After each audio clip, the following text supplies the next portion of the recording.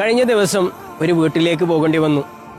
വീടിൻ്റെ മുറ്റത്തെത്തിയപ്പോൾ വല്ലാതെ ആശ്ചര്യപ്പെട്ടു പോയി. കാരണം അത്രമാത്രം വലിപ്പമുള്ള സൗകര്യമുള്ള ആഡംബര വീട്ടിലേക്കാണ് പോകേണ്ടി വന്നത്. പോയത് കല്യാണത്തിനോ വീട് കുടിയിരിക്കലിനോ അല്ല.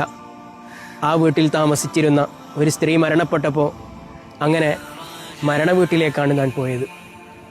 പക്ഷേ അവിടെ വീട് കണ്ടപ്പോഴുണ്ടായിരുന്ന ആശ്ചര്യത്തെക്കാൾ എന്നെ അത്ഭുതപ്പെടുത്തിയതും ഒരുപാട് ചിന്തിപ്പിച്ചതും, കാരണം ഈ വീട്ടിൽ നിന്ന് ഇതുവരെ സൗകര്യത്തോടുകൂടി സന്തോഷത്തോടുകൂടി നല്ല ആഡംബര ജീവിതം നയിച്ചിരുന്ന ആൾ മരണപ്പെടലോടുകൂടി 6 അടി മണ്ണാകുന്ന ഖബറിലേക്കാണ് ഇനി പോകുന്നത്.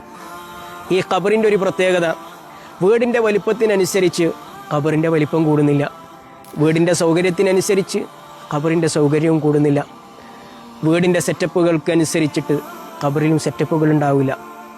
എല്ലാവർക്കും ഒരുപോലെയുള്ള 6 അടി മണ്ണാകുന്ന ഖബറാണ്. നമ്മളൊരു കാര്യം ചിന്തിക്കേണ്ടത്, താൽക്കാലികമായി ജീവിക്കാനുള്ള ദുനിയാവിലൊരു വീടുണ്ടാക്കാൻ വേണ്ടി ജീവിതത്തിൻ്റെ മുഴുവൻ സമയവും പെടാപ്പാടുപെട്ട് സമ്പാദ്യമുണ്ടാക്കി അതിനു വേണ്ടി നമ്മൾ ഒരുപാട് ഓടി നടക്കുകയാണ്.